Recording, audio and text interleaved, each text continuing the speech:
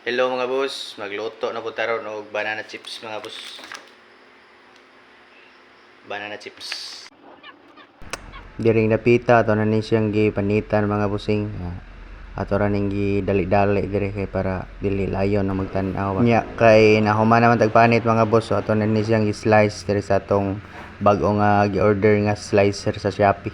Mao na ni na-slice na to mga bossing. Mao na ni siya.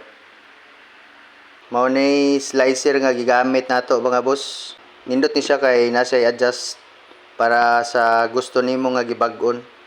Sa ganahan nimo nga gibag-on sa imong pag-slice. Nasa i-adjust kanira siya dire oh.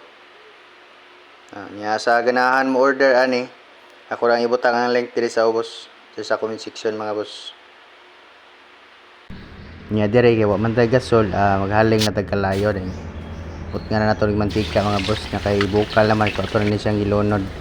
Nya bana-banaon na ginato siya nga dili ra pud kay siya mo brown mga boss, kanang igon na siya nga mag-crispy ba. Nya kinahanglan pod nga inuglunod nato, bukal na pod kay ang mantika mga boss. Para okay jud kayo. Nya dinhi dapita humana ginatog luto mga boss. Nya kay wa man tay laing flavoring ani, cheese powder ay akong ibutang ani. Nya dinhi ato na ning kilawan mga boss. Nindot ni siya pang snack mga bossing kay healthy ra ba, dili ni siya pareha sa mga junk foods nga crispy pod kayo. Ngaon sa ninyo mga bossing. Salamat guys sa mga nagtan-aw ninyo video mga boss.